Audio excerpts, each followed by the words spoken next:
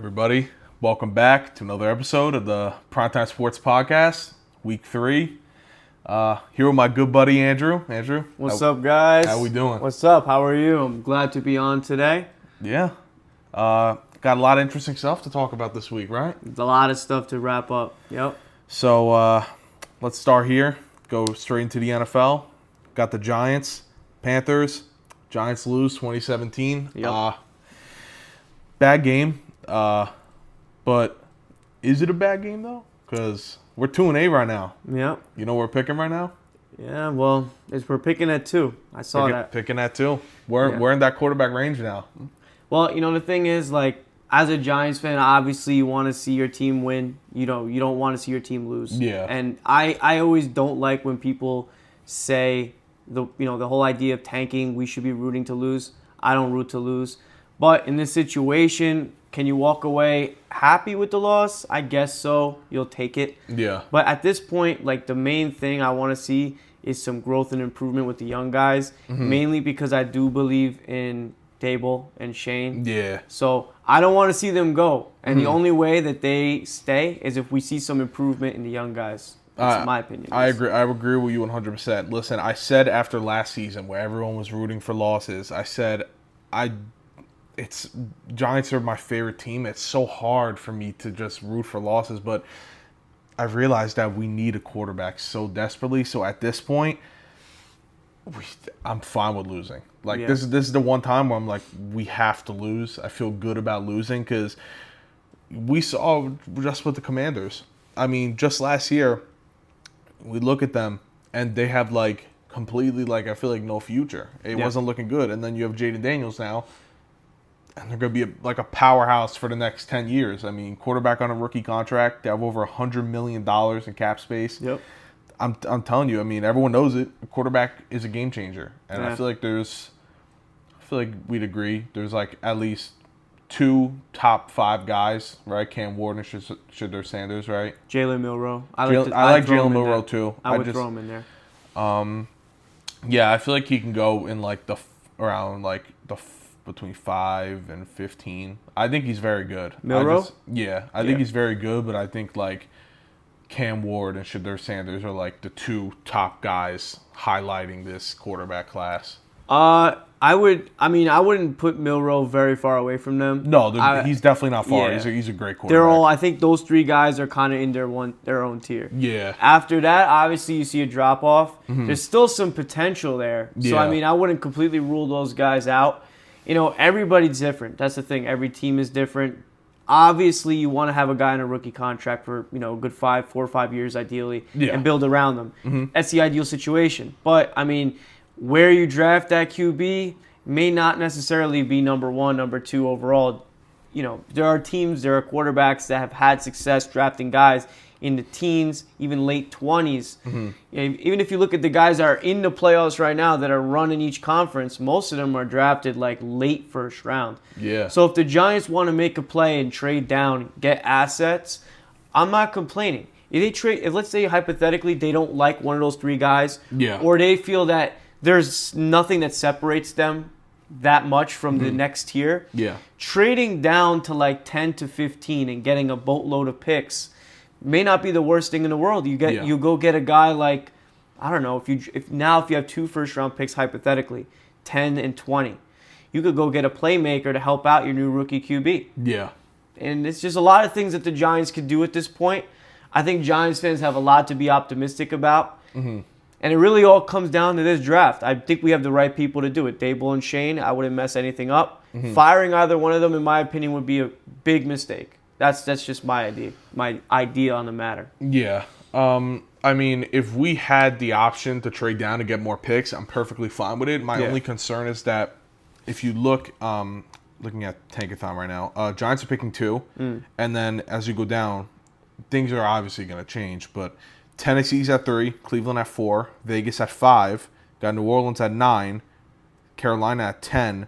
Those are 5 teams below the Giants in that top 10 range that are almost desperate for a quarterback. So it reminds me of last year how 5 quarterbacks won the top 12, Bo Nix being the last one. Yeah. It just if you're Dable or Shane, if they continue to be the head coach and GM, if you know that there's a way you can trade down and pick up more assets and get a quarterback, if you know like this team isn't going to draft that guy, I'm all for it. Because I feel like you get your guy and you pick up assets, I mean, no complaints. You're obviously happy with that. Yeah, so for sure. Yeah, listen, I mean, just looking at some of the game stats, Daniel Jones, 2 interceptions. Yeah, I know. Absolutely terrible. Yeah. Both of them were awful. I'm sure you saw them, right? Well, my thing with Daniel Jones is it comes to the bottom line of timing and accuracy. I don't think the decisions are necessarily wrong. And this is where I think he gets a lot of heat, but I don't think he deserves it. Yeah. There was a throw to Wan'Dale Robinson, I believe, that was an out route. Kurt Warner pointed it out. It was a great point. Yeah. The throw was correct. The decision was correct. But that little timing, throwing it the hair late, putting it a little bit on the inside rather than the outside, doesn't allow Wan'Dale to get that first down. Yeah. There are obvious accuracy issues as well. Look at Malik Neighbors on that comeback route. You have no pressure. There's no pressure around him now. We got a top O-line. Even with Thomas out, they played pretty good yesterday. Yeah, yesterday they were great. There's no excuses for him, and especially on that play that I'm referring to. Yeah. Neighbors cuts back. He's wide open on a pivotal drive early in the game to set the tone, and he just flat out misses him, throws it at bounds. You're saying, wait, oh, I know which play you're talking about. Yeah, that was horrendous. I mean, you keep the drive going. Realistically, you pick up that first down, you're gonna go in the end zone. You're gonna score. That was terrible. Literally, Neighbors had zero chance of getting that. Nothing. And another play that Daniel Jones messed up on. You definitely saw this. It was the flea flicker. Oh, and I hated everything about that. Neighbors would listen. I'll say this. Dable said in his post-game presser that it was like bad coaching, like he shouldn't have called it. Listen, if I was him, you're on 3rd and 1. I would have picked up the first down, then run it. But at the same time, Dable in his head's thinking, all right, run the flea flicker. Doesn't work. 4th and 1. Yes. You got Tyron Tracy. You sneak it with Daniel Jones. Absolutely. So, honestly, I don't blame Dable at all. I honestly think it was a fine play call. His reasoning, his thinking was perfect. And Daniel Jones had the time to hit 1, Neighbors, and 2, Wan'Dale was deep also wide. You had 2 options. And what does he do? Holds the ball, picks up the sack, drive over, ruins the drive, just like that. This goes back to what I was saying earlier. Dable, that's a winning play call. That's a play you call with a winning team, with a winning quarterback and a winning system. You know, on a team like this, with a quarterback that can't execute, it makes Dable look bad. Yeah. Everybody's screaming at their TV saying, oh, why didn't you hand it off to Tracy right there? 2 runs gets you that 1 yard. Yeah. But now, Dable, or guys that are really into football and knows the ins and outs of the game, they realize that, you know what? That's not a bad idea. You're catching him off guard, and now you got 4th down, like you said, to go pick up that 1 yard. Yeah. So the bottom line is you can't take that sack. Yeah. But there are so many options besides Wan'Dale. You had Neighbors there too, which you also pointed out. I know what? Daniel Jones, the bottom line is, like I said before, accuracy, timing, and, decision-making, yes, but not even with throws. With situations like this, you can't take a sack. That's decision-making. It may not necessarily be a pass, but it's little things like that pros don't make, veterans don't make. He's is he a 7-year starter or a 6-year starter? 6-year starter. He's a 6-year starter. You can't be. That's something you maybe see Bo Nix do. Maybe. I don't even think so. I don't even think he's so at this point. I mean, Daniel Jones, that was bad. He made a lot of bad plays. This game was honestly, it was just completely on him. His first interception he threw, as a quarterback, you got to see. You're rolling out the pocket to the right. There's a guy nearly in your face. Yeah, absolutely.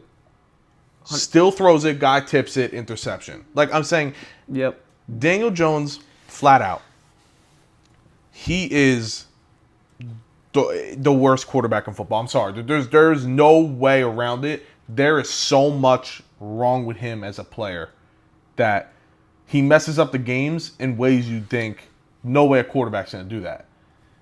And the thing is, before the season started, I said it to you, I said it to some others. If Daniel Jones puts up a 2022 stat line, the Giants will be in contention for a playoff run. I was like 100% wrong because he's on pace to put up a 2022 stat line. similar numbers, not exact. Yeah. He's on pace for 35. I think he's on pace for 4,000 yards. Yeah. Or slightly, I think last week it was 4,000. It might have dipped under now. Yeah. But he's 3,800. He's on pace for it. He's on pace for 20 touchdowns. The thing is his picks. I mean, he has 7 interceptions right now, eight passing touchdowns. I understand what you're saying. I mean, it's similar to that season, but again, it's a lot more of him messing up and making dumb decisions. Because in 2022, Dable had Jones, I feel like, in such a system that would allow Jones to not turn the ball over, no fumbles, no picks, and stuff like that. So it was conservative, but it was working. And I feel like now it just isn't working anymore. He can't do it again. I mean, already I got to give Dable credit. That's why he was coach of the year. The fact that he was even able to get Daniel Jones to do that blows my mind. Incredible. Well, and a lot of people forget. I mean, the 2022 Giants, they weren't a fluke. You look at their roster, and I'll argue this with anybody. Their roster was pretty good. I wouldn't say it's elite, but it was pretty good. They were a good team. This roster is not a good team. I get they have the D-line. I get they have Bobby O and a couple good linebackers. I get it. But you just look at the team, and bottom line, I think they might be the 32nd overall offense. I think they only average 15 points a game. And that's not they're the worst scoring offense in the NFL. That's not only on Jones. Because you look at that 2022 team, right? I understand that we weren't the best offense in 2022, but I'm pretty sure we were top 5 in rushing.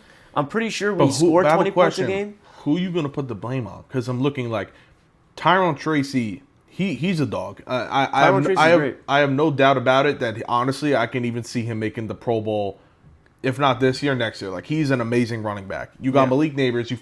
He's your best wide receiver since Odell Beckham Jr. Wan'Dale Robinson, he's a good gadget guy. Slayton is very consistent, very solid. And I mean, you look at the O-line. I know Andrew Thomas has been out, but Illuminor has been very solid. Lau's, I think he's averaging like 2 pressures a game. He's elite. Yeah, he's great. I think he's awesome. That line is awesome. That's what I'm saying. So I'm looking. Also, Van Roden's playing good. Neal had an amazing game. I mean, Neal, 41 pass blocking snaps, 1 pressure yesterday. I mean, I look at this offense, and Saquon aside, this is a completely better offense minus Andrew Thomas than it was in 2022. So when you look at it on paper and you're like, all right, this offense is like pretty good, you got to look to one man and one man only. It's Daniel Jones. Well, it's the regression of Daniel Jones, but I think people are underestimating the loss of Saquon. Oh yeah, no, he was. I understand Tracy's good. Tracy's good, but like great. Saquon was like in that season, he was like the guy. Like there was games where I feel like he had like 30 rushing attempts. Like, That's the exact reason why you pay a running back $12 million a year. And you know what? I understand the logic that you're not supposed to pay a running back, but every team that let their running back walk got burnt. Look down the list. You can look up the list of free agents from last year. Yeah. Derrick Henry. Look at what Derrick Henry's doing right now. He already passed 1,000 yards, I think, a week or two ago. Like, that's insane. You think that Dallas, who didn't want to offer Derrick Henry a contract because they didn't want to pay a running back, regrets that decision? You think that the Giants, in retrospect, maybe now are saying, wait a minute, maybe we shouldn't have let Saquon walk. Maybe we should have given him that $12 million contract. Because now, at least this is what I'm thinking, we're done with Jones. We're done. I mean, no matter he's how gonna get benched. He's gonna get benched. I'm 100% confident at this point he will not be our starting quarterback next year. Whether he's on the roster, I don't know. That's up to the financials. They're gonna crunch the numbers. Well, he has an out in his contract, so this is it. If they bench him right now, if they go into I think week 12 benching him, he's done. So there is a 0% chance he's the Giants quarterback next year. That's what I'm saying. We have no long-term commitment to him. I understand that they wanted to see what he could do, but now if he's out, we could have had Saquon and Malik Nabers for our rookie quarter. This is the same mistake they made when they drafted Daniel Jones. When they drafted Daniel Jones, what did they do? They traded Odell Beckham. Yep, that was very stupid. What team do you know of that drafts a rookie QB, lets go of a Pro Bowl elite player? It doesn't make sense. I get you want your picks. I get it. But in that situation, I was mad. In this situation, I was even madder. I was more upset because in this situation, The only reason why they didn't pay Saquon was because of a running back stigma. Are you serious? I mean, he's your best player. Well, Joe Schoen said, he's like, we didn't pay a quarterback $40 million to hand the ball to a running back. But, like, again, I feel like with what you're saying about the Saquon thing, I mean, I totally agree with. Obviously, I would have loved to pay Saquon, but, like, again, I feel like you have a lot of holes in this roster. You need to fill it. So I feel like paying a running back, like, 12 mil plus might have been a little bit hard. But that's the thing, though. They filled those holes. They filled those line holes. We could all admit Illuminor was a great signing. Mm-hmm. But they said it in the documentary that they didn't need to. They needed that money to go get Runyon. Not Illuminor. Runyon. Which, here's my problem with that. You mean to tell me that in this situation, would you rather have Runyon or Saquon? Saquon. Exactly. So I would take a gaping hole at the guard position and to have Saquon right now. And now you get rid of Daniel Jones next season. Go take one of your picks and draft a guard in this draft. This is the problem with the Giants. They've been doing this for almost a decade now. You see how many mess ups they've had? I'm just saying, I've seen some people talk about this. If they franchise tag Jones that year and they say, you know what, you had a pretty good year. Again, you struggled early on in your career. We want to see you do this again. You franchise tag him. You pay Saquon like you should have. You should have gave Saquon that contract in the Jones year. Should have paid Saquon. And right now, fast forward 2 years, Saquon's still a Giant, all-pro level running back. McKinney hurts me more than Saquon. We'd let him walk. That hurts me every time I see it. We let him walk. So you would have Saquon. You'd have McKinney. You would have a different quarterback right now. And maybe not this team exact, but close to it. So I'm saying their decision to pay Daniel Jones, listen, I understand you're like, don't fire Shane, don't fire Dable. And listen, I think Dable is right now an all right head coach. I think in the future, if he gets more years under him, I think he'll be an amazing head coach, like top 5 head coach. I think he's already an amazing head coach. I think he's a good head coach, but I think some of the decisions he's made this year are it just is very stupid. I just don't see here. He's limited. I don't want to put any blame on Dable because if you look at that roster is so bad. Like, I'm sorry. And by the way, this is Joe Shane's roster. But here's my thing with Joe Shane. Joe Shane inherited a broken system.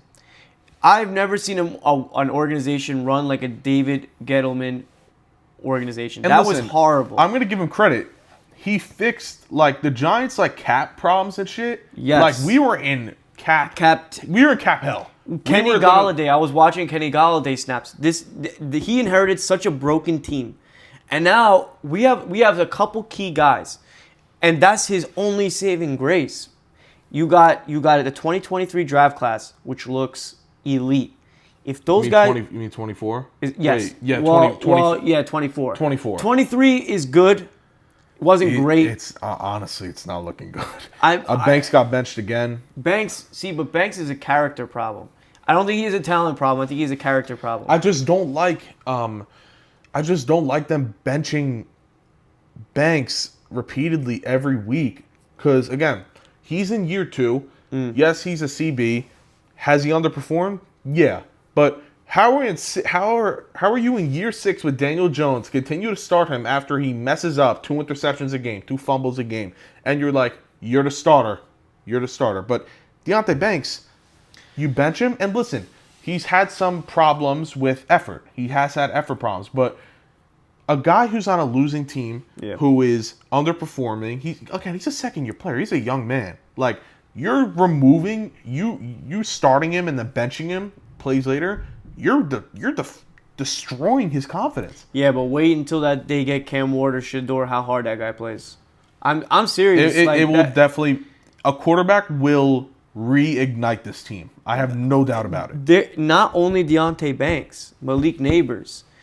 I mean, these are guys with strong characters. These are guys we knew drafting them what we were getting. Neighbors literally said, forgot what he said. I think he said he hates, if I'm not mistaken, don't quote me on this, he hates losing more than winning or something like that. He cannot lose. Yeah, I mean, basically that's He that's absolutely hates losing. So when you have a guy like that, and you got to think, all these top players, they've come from colleges like powerhouse or near powerhouse schools, and they're in their entire life, not even just college, they're used to winning. They don't lose. These are not losers. Coming into the NFL back-to-back years on a bad team, or even their first year on a bad team, it takes them getting used to. And again, they're young. So again, when you come, they're young. They haven't learned. That team needs a leader, and it's so apparent. I heard a really good quote the other day that an army led by a sheep, an army of lions led by a sheep, will get destroyed. Mm-hmm. But an army of sheep led by a lion can win anything. Yeah. And you look at a team like, I hate to bring them up because they're a little corny, the Chiefs. Mm-hmm. I mean, how the heck do those guys win? Imagine if the Giants endured as many injuries as they have this season. Imagine if the Giants have had as many troubles as they had this season. Yet they magically, I mean, it's not like they're blowing anybody out. They magically find ways to win and they're undefeated. There are rosters significantly less talented than the Giants that are winning football games right now. Look, I mean, I'm sorry. The Eagles, they have all the talent in the world, but the skill gap between their best players and our best players, they're not impressive.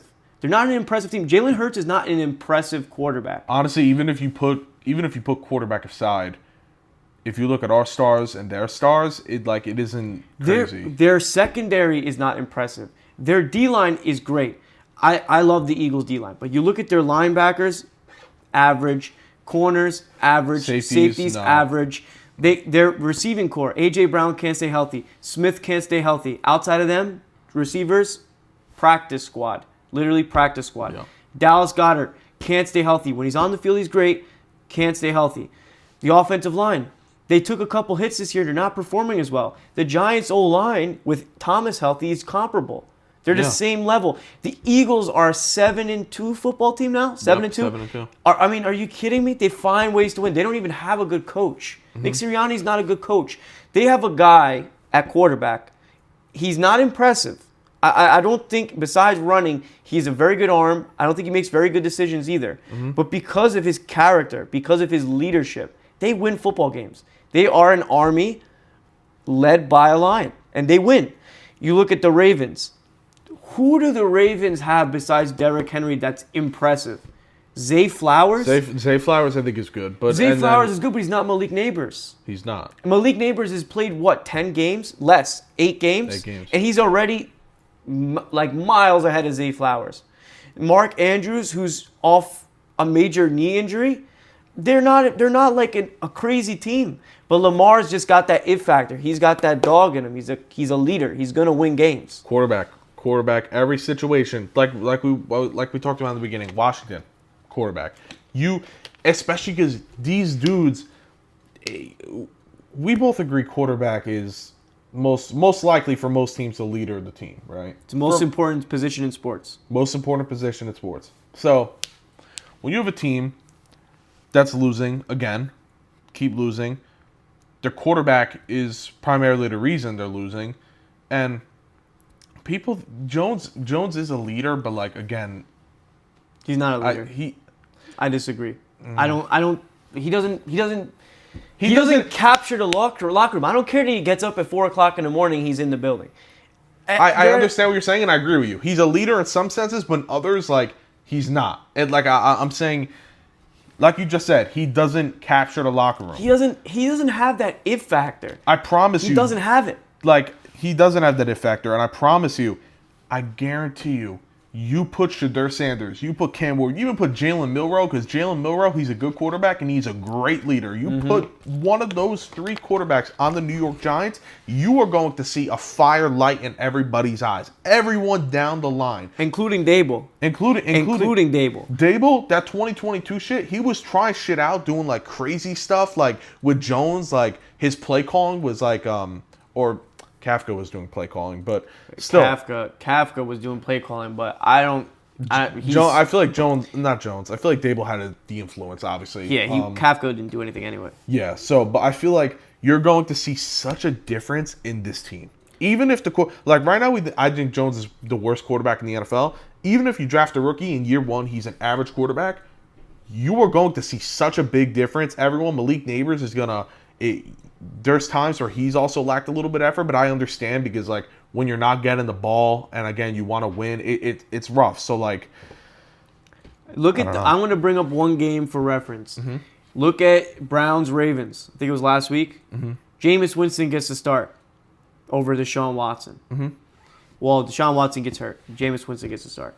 Look what happened with that team. Dude, he's a leader. Are we serious? The guy is. I mean, how long has Jameis Winston been in the league? I think almost 11 years. 11 years. I think he was drafted in 2013 or 14. A long time. I mean, the guy is old. He's been banged up. I think he had an ACL injury. He did. Just like Jones. There's no excuses here. He's coming off a major knee injury. He's had his problems in his career.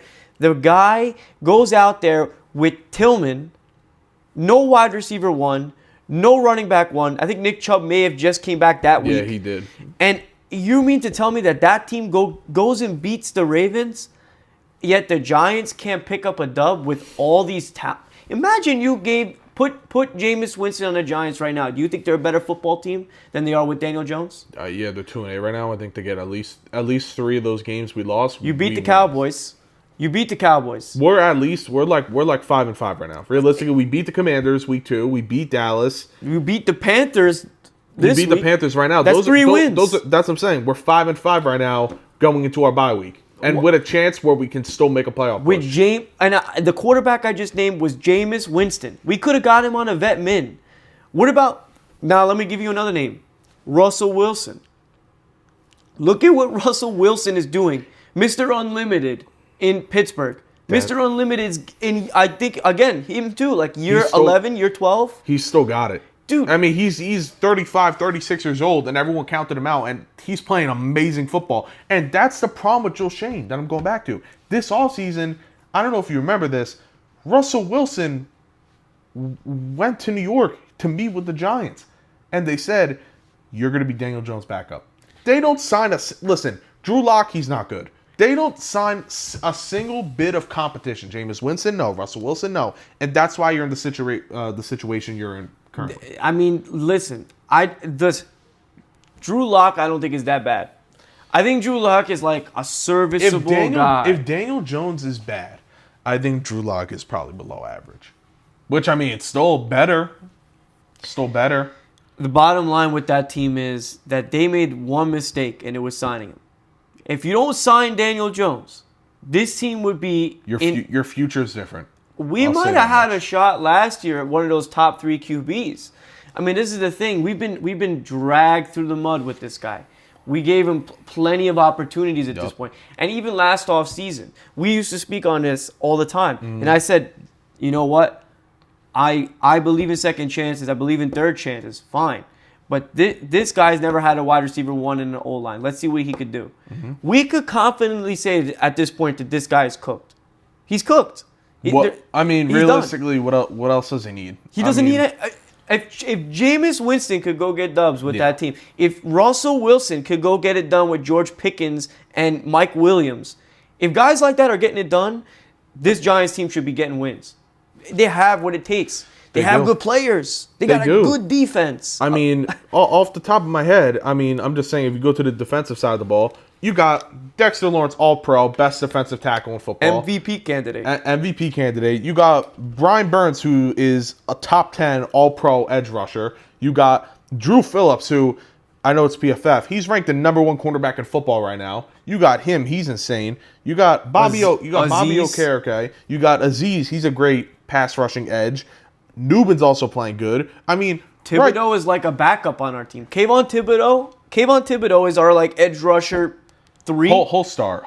But he's injured right now. But I'm saying, imagine a guy like Kayvon Thibodeau. Yeah, I don't think he's bad. I think Kayvon's good. I think he's good. I just think he has inconsistencies. We have enough guys that could get to the quarterback. We got Bobby O. We got Michael McFadden in the linebacking core. Listen, Giants have a I feel like D-line. I feel like they got a top 5 D-line of football, and overall defense, I feel like it's around the 10 to 12 range. I just think what's holding them back is they need a cornerback. But I mean, you could pull up the stats. And then they're going to say that they gave up a lot of points per game. It's a fact. But the bottom line is when Daniel Jones is getting 3 and outs and that defense has to stay on the field for 65% of the game, that is going to take a toll on them. That's why we're seeing so many guys get hurt. Yeah. Look at that Bengals game. Sunday Night Football, a very winnable game, down to the last play of the game. That game, Daniel Jones literally couldn't move the ball past the midfield. Literally couldn't. I think we maybe were in our enemy territory, I think like twice, 3 times. And, I mean, you got to be kidding me. That game, too, we should have won. And if you put a bottom-tier quarterback, I don't care who you name, numbers 32 through 20, bottom tier, we win that game. That's embarrassing. It's embarrassing. And I understand that it's our own fault for signing him. Yeah. But we can't throw Shane to the wolves for one bad decision. Because he's had a few, though. That's my problem. I mean, name another. Name a couple more. Maybe. This draft class was great. Last year's was not good. Let's go. Do you have that class up? I want to run 23? Yeah, I want to run through that class. Because, I mean, I understand Banks. Banks has been terrible this year, but I feel like there's got to be someone in there that is good. All right, so let's run through. I'm not even going to mention this draft class. This was a home run draft class, 24. Yeah, so I'm 24 not even going to mention it. Great. Deontay Banks, he's underperforming. Obviously, I'm not out on him yet, but still not He's that. disappointing. He's disappointing. John Michael Schmitz, he's been below average. It's true. He hasn't been bad, but he's been below average so far. That's the right pick, though. Listen, Banks, I was surprised when we picked him. I'm not going to lie. I did not think we were going to get Banks. But JMS, anybody, any team in that spot was picking JMS. And I don't blame him for that pick. And I will go as far as to say that when he's healthy, he's been a good player. Not a great player, a serviceable good player. He's definitely been serviceable, but my thing is you continue to look. Jalen Hyatt, that's a miss. Eric Gray, that's a miss. Trey Hawkins, miss. Jordan Riley, miss. Javarius Owens, miss. So right there, I just named 5 misses. Banks is underperforming. We think John Michael Schmitz is serviceable. So right there, that draft class, realistically, in hindsight, not good. Again, like Hyatt, right? Here's my thing with Hyatt. We can't throw him to the wolves yet because we have I'm not, quarterback. It almost can't throw obviously Hyatt's not getting paid Galladay money, but it almost reminds me of Galladay was a deep threat, and you got Daniel Jones that can't throw a deep ball, and it's the same thing. Hyatt is literally a deep threat. In college, he was a deep threat, and you cannot throw a deep ball. So that's why him being on the field right now, it's hard for him to get on because he's kind of like, no offense, he's kind of useless. Because if Daniel Jones is going to throw a deep ball, Hyatt's not good in the short range. So Hyatt, again, he's another guy, just like Banks. I want to give him another year. But let's go to 22, the draft class. The one mistake that I remember from the 2022 draft class I'll never forget, and I'm not even gonna look at Evan Neal. I think I know who you're. Oh, I'm not looking at Neal. I'm gonna say Wan'Dale Robinson, great player. I know but what you could have picked George Pickens. I knew what you were gonna say. Are once you kidding said me? It. Are you kidding me? If we had George Pickens, you know how great we would have been in that 22 team. That 22 team could have he would have been our wide receiver 1. We could have had an actual run at that playoffs with a George Pickens. George Pickens is great. I agree with you. They should have probably drafted Pickens. But I'll say this. Wan'Dale, I still think is a good receiver. He's a gadget guy. That's what he is in his career. That's why you draft him. He's a guy that's going to get you like 600 yards. He's the guy that can go into the backfield, run the ball. He's like quick. He's good in the short to intermediate range. But I understand what you're saying. That George Pickens, I don't know if he is at least a great wide receiver 2 and can play wide receiver 1 at times. George Pickens is elite. He's good. But I will stand on business for George Pickens. That guy is literally, if we had George Pickens right now, we wouldn't be talking about him being a wide receiver 2. We would have had a wide receiver 1 already. He would have been so great that it would have affected our neighbor's pick. That's my point. He is that good. And we missed out on a guy like that for a 5'8" receiver. I just think come on. I'm not defending it, but I think they like Wandale, and I think they were worried about George Pickens' personality. So in year one, they wanted to get some culture guys in. I think Wandale Robinson is a great player. I think Wandale Robinson's a great player for his skill set. He's a 5'8", speedy gadget guy. He's one of the best gadget guys in the league. But like George Pickens has wide receiver 1 or even good wide receiver 2 potential. We're talking about ceilings, right? I think Wandale Robinson's done a pretty good job almost reaching his ceiling. I mean, he's done a really good job. I think he's one of 2 receivers with like 50 catches or something right now. Yeah, again, that's what he is, and he's doing a good job at it. Exactly. But Pickens has not even reached his ceiling yet. We haven't even seen the best of him yet. That's the thing. They're two different players. Giants draft a gadget guy, and Steelers draft a guy who can be a wide receiver 1. And the Steelers win games and we lose games. They've been drafting good guys with high ceilings since 2010. They've been doing this for a long time. They've been getting their guys. The Giants have never done that. It's not like a Shane problem or a Dable problem. This has been ongoing. You look at the draft classes since 2013. Mm-hmm. We've been picking system players over real talent for ages. I mean, I could go down the list of all these first-round picks have been busts. But that's the problem. Let me just finish this draft. Josh Azidu, bust. Terrible. Top 100 pick. Yeah, top 100 pick. He was picked at 67, by the way. We can't even play him. Beginning of the 3rd round, like top 3 third-round pick. Then Flott, I think Flott's been average. I think Flott's a good pick for where his draft capital was. He was a 3rd-round pick. Again, I just think his problem is he needs to put on more muscle. But overall, I think in his career so far, he's been solid. Bellinger, year 1, he was good, but then since then, I don't know where he's been. Where is he injured? What is the deal? How does he not see the field? He's actually not good. I remember in the offseason, some media members were talking about he might get cut. Like, what is it? Like, I don't get it. Like, how could a guy just... And then you got Dane Belton. He also... I think he's good. I think Dane Belton's good. I do not think Dane Belton's good. And then you got Micah McFadden. That was a hit, 5th round. That was a good pick. McFadden was actually, wow, I didn't even realize it was 5th round. Yeah, McFadden was a great pick. That's a great pick.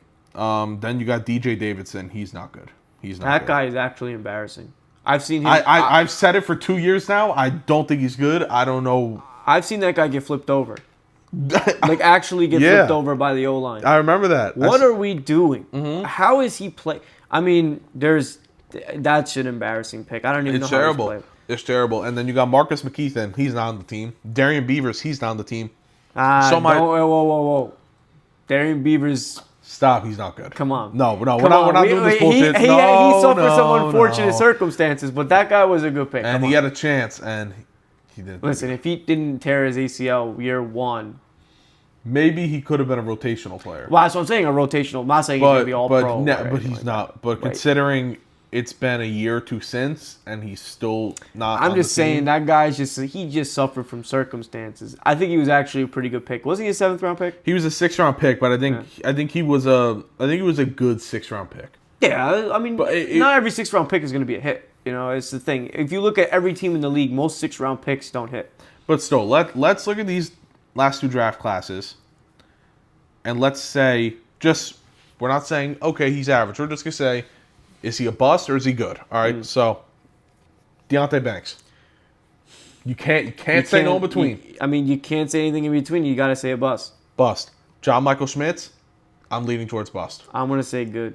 I really think that center is a hard position to play in this league, especially as a young one, as a rookie. So that year 1, he's dealt with some injury issues early, but I think this year, being how well the O-line has played for the Giants have played really great on the O-line. As a center, you can't really be a good O-line with a bad center.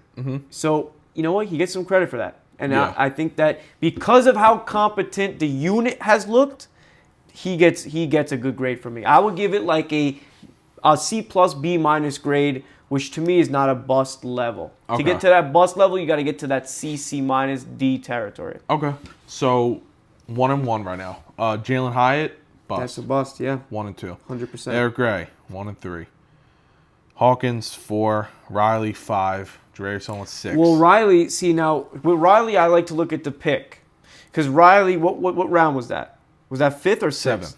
But he's, all right, so well, that's the thing. He's inactive every week on game day, and they signed Watts. I forgot from whose practice squad, and he's taken his spot. Like, that's a problem how you just signed someone from another guy's practice squad, and they're like, all right, now you're inactive. I think that Riley for a 7th round pick wasn't the worst pick in the world.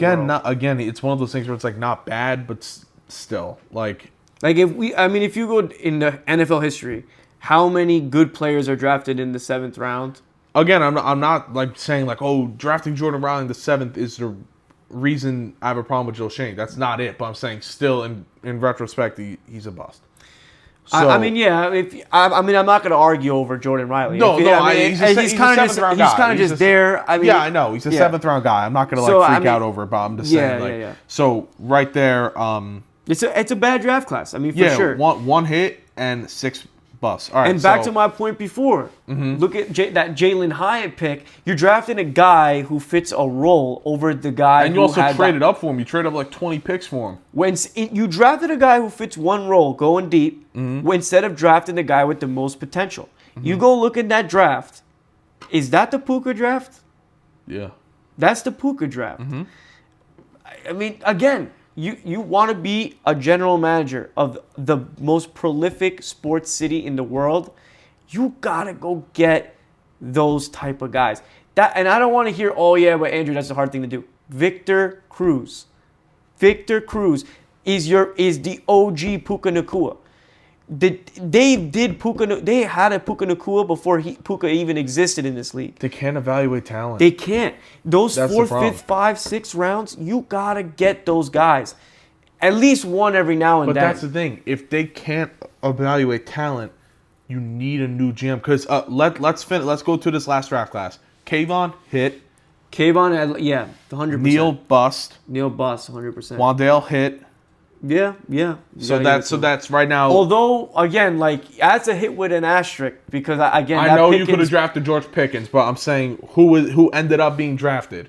Wandale was a hit. So right there, that's 3 good players and 7 busts. Then you got Azidu. Man, that pick really makes me angry. That's a top a straight 100 miss. pick on a guy who's that's a straight miss. Unplayable. Straight miss. So then you got Flott. I'd say it's. Flott's a hit. Yeah. I'd say it's a hit. It's a hit. Yeah. Bellinger miss. Yeah. Belton, I still think is a miss. I think that's a hit. No, dude, Andrew, you gotta see Dame Belton. Yeah, dude. But Dame Belton, he's not good. Yeah, but Dame Belton has his moments. Didn't Saquon completely truck him? Saquon is I'm not even just talking about that. What has he done this career? Dame Belton's had a good couple games. When he's been elevated to that role, which has he ever really been given an opportunity? Yeah, to play? He started games. Not really. Games. Right now he's not a starter. Yeah, Last year he wasn't a starter. Why do you think he's not a starter? Well, he's not a starter because he's had good players in those roles. This year, Jason Pinnock and Nubbin. But that's last year. If they thought Dane Belton was a good football player, why do you think they would draft Tyler Nubbin in the 2nd round? If they had any hope in him, it's not about him being a good player. What round was he drafted? 4th. Okay. You could still get good players in the 4th round. You could still get good, but he is a serviceable player. But that's the thing. Remember what I said when we first started this? Is it a good pick or is it a miss? I would say in the 4th round, it's a decent pick. It's a decent pick. You look around the league and you look at their 4th round picks. That's a pretty above average pick. He's a guy who plays a role. He's a playable player. But I'm saying true hits. True hits. Like we're looking at this, are we like you see we're talking about this? Are we truly saying right off rip Dame Belton's a hit? Well, here's my thing. That's the thing. It's you have to define a hit. Because if you're going to tell me, okay, a hit is a guy who's a starter and he's a guy you could go to and rely on him, captain in the locker room, great player, he's not a hit. But if you're going to say, okay, yeah, he's an average player. A hit doesn't mean he's like a Pro Bowl, All-Pro captain. Even a starter. Does a hit necessarily mean he's a starter? But when Dame Belton has started, I think he even messed up one time this past week. I mean, when he plays, he doesn't play good. But he has had good games. Against the Rams last year, I think he had two interceptions and a fumble. Listen, he's had good games, but at the same time, he's been in the NFL for 3 years. He also had good moments in that 22 season. I can remember. I can remember a good couple Dane Belton moments. That's what I'm looking at. When I look at a hit for him, I'm thinking to myself, okay, the guy's playable. You have to go per round. If I'm not going to say this about a first-round pick or second-round pick or even a third. If you're picked in the top 100, I'm expecting you to be a starter at some point in your career and obviously be more than just playable. But once you start getting out that top 100, if you're giving me minutes, if you're giving me good plays, if I can remember your name and say, okay, I could connect this guy to a few highlight plays, that to me is an average player in this league. Would I give him any money? Would I give him a contract? Would I re-sign him? No. But he is a respectable Giant. He's not a guy I'm going to sit here and say, fire Joe Schoen because that pick was so terrible. But realistically, over these 2 draft classes, he's had more misses than he has had makes. And the picks have been terrible, but the one thing that I like about Schoen is the free agency acquisitions. The free agency acquisitions have not only been smart, they've proven battle tested that they are good acquisitions. Well, I like when them signing Okereke, I thought was great. Them signing Illuminor, I thought was good. Runyon, Van Roten.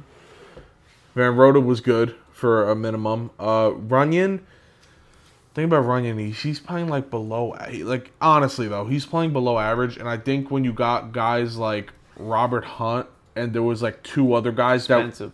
But that's the thing. You got someone who's below average in Runyon right now, but I know it's a little bit more, like another 6 or 7 million. You're going from below average to a good guard. Like you have a good solidified guy in that guard spot. I mean, the thing is with him is that I remember the days of Dave Gettleman, and I know what a bad free agent class looks like. Nate Solder, yeah, bad. Yeah. Golden Tate had his moments, but paid him too much money. Kenny Golladay, I mean, that was really bad. I mean, you go down the list with his free agent signings, and now you go look at Schoen. Schoen has signed contributors. Not only just contributors, but all-pro guys. He's made a couple good key trades. Mm-hmm. I didn't hate the Waller trade. I liked it. I didn't hate Kadarius Toney. Before Waller got injured, I think it was like week 6 or week 7, he was leading all tight ends in receiving yards. The guy, I didn't hate the trade. I mean, it didn't hate it. And even the Burns trade. I love the Burns trade. I love the Burns trade. That might be top either 1 or 2 things I think he's done. Because again, you trade a 2nd and a 5th for an all-pro edge rusher. So now you put all that together. You got a couple really great free agency acquisitions. You got a 24 class who's is that are we going to say that's an elite? Is it too early to call them elite? I mean, again, is it looking at it right now, considering year 1, Neighbors is a star wide receiver. Newbin is, I think he's leading our team in tackles. He's a starter. Andrew Phillips, he is, I mean, a 3rd-round pick, year 1. He's already it's crazy to say he's a star. He's a great player. He's a great player. Theo Johnson, I think he's a good blocking tight end, and you give him another year, I think he'll be good in the receiving game. Tracy, he's your RB for the next at least 5 seasons. He's amazing. And don't sleep on that linebacker they got from UCLA. And Muasau, I mean, when he played, he was not bad for a 6th-round pick. Like I said, don't sleep on him. I have 0 complaints with this draft class. That was a home run hit. I mean, that was insane. That's just the closest thing that I've ever seen from a Giants elite draft class. That's elite. I mean, I'm serious. And you look at the free agency. You look at the trades he's made.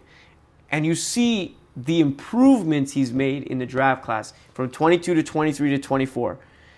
We're now looking at Schoen and saying, okay, listen, you may have not drafted the best in the past, but you've shown improvement. You've always had the good free agents. I said, if anything, if Joe Schoen stays GM for another year, he can go ahead and thank individually each one of these players in this draft class. And Bobby O. And Brian Burns. But I'm saying, realistically, this draft, I think if he stays, it saved him. And listen, I think Joe Schoen, is, I think he's had his ups, he's had his downs. I think he's average right now. He's an average general manager. The guys on Twitter complaining about him being the worst GM don't know. My only problem is about this, two things, is I got to see if you're going to re-sign Slayton because you could have traded him. I got to see if you're going to re-sign Aziz because you could have traded him. And my problem is still Saquon. Actually, bad. Not Saquon. That situation was terrible. That was bad. And I will keep saying it. That McKinney situation hurts. But the thing is, I think McKinney was unavoidable. He wanted way too much money. And the thing is, like... And right now, the way he's getting paid, he's playing like the best safety in football. But the thing is that how many more years do you think he has left to playing at this level? He's 24. McKinney's 24? If I'm not mistaken. He's very young. McKinney's been in the league for 5 years. He's 25. 25. I mean, again, like McKinney, I don't think that at this level he was one of your top leaders. Like you lost your leader in the locker room, and you lost an amazing. That's crazy. Yeah, you lost a leader in the locker room and an amazing safety. Wow. He's right now playing like the best. I mean, safety I in guess football. now with that context, actually, it does make it look a lot worse. I mean, I thought he was much older. I was gonna say like 27. No, that's what I'm saying. That one always more than Saquon. That hurts. That's because crazy. McKinney was also one of my favorite players. It hurts. I mean, I guess maybe is it Nubin or Nubin? I keep getting this wrong. Yeah, a lot of people get confused. Nubin, I think his pick maybe softens the blow a little bit, but like it definitely does because you replaced him with another good safety year one. You know another thing we haven't talked about seriously though, Jason Pinnock. That was another really great free agency signing from we got him off a waiver claim. I mean, seriously though, like I feel like he goes under the radar, but he's been really good. I like him. I think last year he was good. This year he's definitely had his ups and downs. I don't know if I bring him back though, honestly, because I feel like there's some safeties this free agency that you can get for not an expensive price that can perform better than him. Also, I mean, another thing, I guess it's like a little bit controversial because he's not really that great now, but the Hodgins waiver claim. I mean, Hodgins was a good one. He performed that season. He kind of won us that playoff game.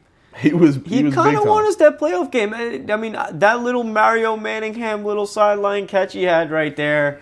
I mean, not many players make that play, and that's an elite play. Yeah, I mean, again, overall, we're heading into week 11, but we're at the bye week. But I think right now, my assessment of Joe Schoen, we both agree he's been an average GM. I think he's C+, B-. I feel like I'd say like C+. I feel like he's been average. He's made mistakes. He's done great things. And with Dable, I feel like his assessment so far as a coach, I would say give him an A. Year one I had him at an A, and realistically, it's dropped down to like a B or a B-. I'll stand on business for that guy. I still think he's, like I said, still think he's a good coach. I knocked him down from an A+ to an A. That's as far as I'll go down because you literally. I mean, I think that Daniel Jones is probably the most prolific coach killer of all time. But I have a question. I want to move to this. Can you keep them? Because my only thing is, some people think that they didn't trade Slayton Aziz because kind of like they need to win and their job is on the line. So No. my thing is, do you keep them if they're on the hot seat? They were on the hot seat a little bit last year, but mostly this year they're on the hot seat. And are you really gonna keep them? Yeah, 100%. You're saying Aziz and Slayton? No, I'm talking about the GM and head coach. 100%. You don't mess with the GM and head coach. I'm sorry, but like you just can't. You have had, but it looks like they're in the stages of losing the locker room. Because I don't care. Then get a new locker room. Come on, dude. Stop. These two guys, Shane and Dable, are the right people for this job. I'm serious. You got a team here that I think believes in Dable. They don't believe in Daniel Jones. They can't come out and publicly say it, but they believe in Dable. I have more faith in Dable than I do Joe Schoen. Like I said, if you say, all right, Dable's gonna stay the head coach and develop his other quarterback, I'm perfectly fine with that. I'd rather be him than anyone else. There's only like 2 or 3 guys on our team that are untouchable, and that's the bottom line. You look at our team, you look at the roster construction. There's more than 3. What? You got 3 guys that are untouchable. Who's untouchable? Dexter Lawrence. Okay. Malik Neighbors. Okay.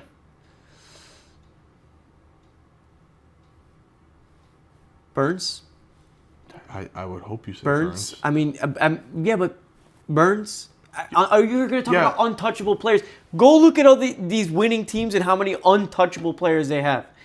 The Giants. So are you arguing that Burns is untouchable? No, I'm saying that he's untouchable, but he's a fringe untouchable. Go look at the untouchables of all these other teams. He is untouchable. He's a top 10 edge rusher in football. Those 3 players that's your locker room you want to keep. Everybody Andrew else. Thomas. He's good. Bobby Okereke. You're gonna get rid of another leader. I'm not getting rid of him. I'm just saying. I'm saying you look at our locker room. How much of a locker room do we really have? I mean, that happens when you lose your leaders. You traded Leonard Williams, who was look at your leaders in that 2022 season, and that's how they also stayed afloat even in the later season when they lost a few games. Your leader was Saquon Barkley. Saquon Barkley. Saquon McKinney, Leonard Williams, Dexter Lawrence, and look at who are the leaders on the team now? Daniel Jones, he's a mute. I'm not really counting him as a leader. Daniel Jones is not a leader. I'm just saying he's not a leader. I'm just saying he's a mute. Andrew Thomas, he's a leader. Dexter Lawrence, he's a leader. Bobby Okereke, he's a leader. And I'm throwing Brian Burns in that category. But I'm just saying. Brian Burns is a good leader. And that's my thing about Brian Burns. But when I'm talking about edge rushers, okay, typically when you look at a team, you don't look at the edge rusher for leadership. You look at a quarterback, you look at a linebacker. A linebacker is, you would say, maybe the quarterback of the defense. Mm-hmm, yep. But you look at your quarterback. You look at your quarterback. We don't got a leader at quarterback. We don't got a locker room. Our locker room starts with the quarterback, and we've never had a leader in that locker room since Eli Manning retired. Bottom line. That's the bottom line. And that's why I'm saying that it doesn't matter if we lose the locker room. How much of a locker room? We're losing the locker room because we got no QB. If you put Shedeur Sanders, if you put Cam Ward, or a Jalen Milroe in that locker room, and they start balling out the gate, you want to know how much of a locker room we're going to have? And how much all of a sudden we're going to see Dable dancing on Twitter again like we did 2 years ago. People love to hate on the recency bias. They got this thing inside of New York. Look at the Yankees. Look at the Knicks. It's inside New Yorkers. They want to see wins. But the problem is they're directing all that anger towards the wrong people. It's not Dable's fault. But that's the thing. He's been good, but as much as you love Dable, I like Dable too. You gotta admit he's made mistakes. Like what? Like making a bad call in a game that doesn't matter. It doesn't. Okay, all these games that they're losing, all this conservatism we're seeing, these field goals. He should have went for it on 4th down instead of taking his field goal. Does it really matter? I rather him lose. To be honest. And you're looking at a guy like Dable who's thinking to himself, we ain't winning this anyway. More than likely, they're going in there with a game plan to win, but in the back of their mind, they're thinking, does it really matter? No. And the players are playing like it. They're reflecting it.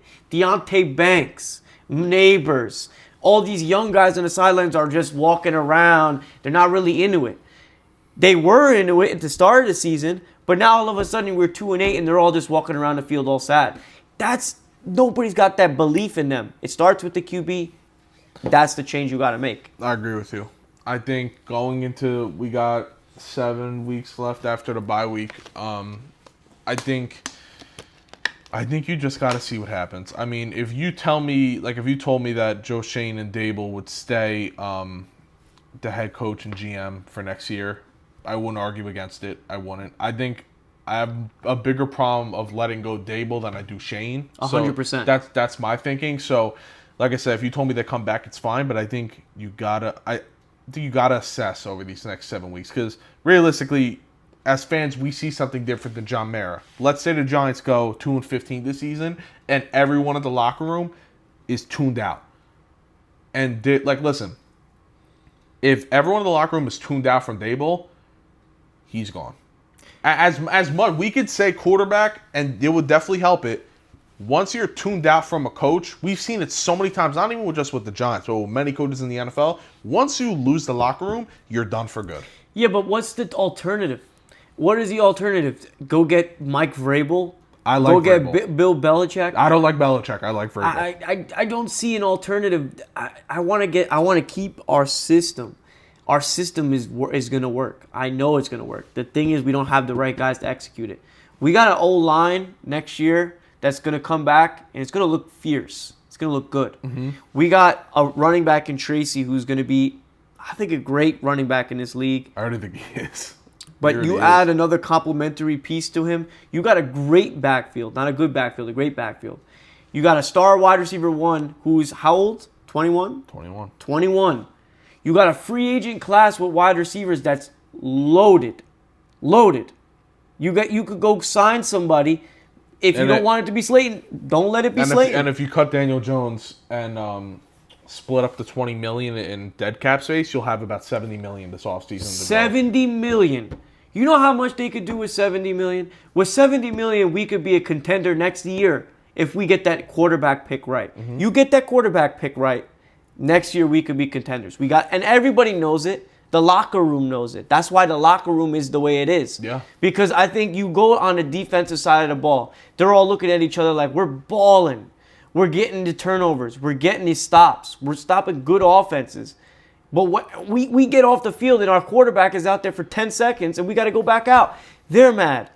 My Neighbors is like half running routes at the end of games because he's just so pissed that he can't get the ball. Yeah. Wandale's jumping up and down that he's not getting the ball. Slayton, who's Daniel Jones' number 1 defender, best friend. We haven't seen him defend him this season. He usually does. That's when you know. When you get a guy like Slayton who's been... I think he's fed up because, again, 2 years ago, he obviously got a contract from the Giants again, but he's going into another contract year. He's frustrated. They're all frustrated. Last year, he got, last free agency, he got $6 million. He's looking for a pay raise, and when you got a quarterback playing terrible, that's it. So, long story short, we need a quarterback. That's it. You want to talk about which quarterback? Because I'll get into those top 3, and I honestly think that it's going to end up being Cam Ward or Shedeur. Honestly, I'm so serious. In past years, maybe last year or the year before, I was a bit like, oh, I want this guy, I don't want this guy. Anyone but Jones. Yeah. Draft day, you tell me Cam Ward, you tell me Shedeur, you tell me, I don't even know, Milroe, or you tell me, oh, Giants trade down, they draft Quinn Ewers. I don't care. Jackson Dart? No, he's not a first-round guy. I'm strictly talking first-round guys. All right. But I'm just saying, you tell me one of those 4s of Giants at draft day, I'm overjoyed. Yeah. Well, Quinn Ewers, I don't know about overjoyed. I would be happy. Dude, the reason I'd be overjoyed is because he has a cannon of an arm, and we've seen what happened with Daboll, with Josh Allen. He had a cannon of an arm. It worked out. And Tyrod Taylor, when he was here at quarterback, he played amazing. And this is and again, you could tell your viewers. I'm not the type of guy that was jumping ship from Daniel Jones. I was defending him for a long time. I know. Probably longer than I should have. Yeah. But I'm the type of guy that I would only say this about a player if I was 100% certain, because I'd like to give our guys the benefit of the doubt. Yeah. But this guy is just he's cooked. It's over. It's done. Yeah. So. Yeah, after the 7 weeks left, got to reassess, see what John Mayer obviously thinks about Daboll and Shane. If they stay, or even if they don't, got to get a quarterback. That's just it. So, yeah. I think that'll do it for this week. Thanks everyone for watching. Please like, subscribe, follow all the socials. Andrew, thanks for coming on. Thanks for having me, Joe. Yes, sir. I think I'll be seeing you soon again, right? Oh, yes, for sure. Let's do it. All right. Thank you, guys.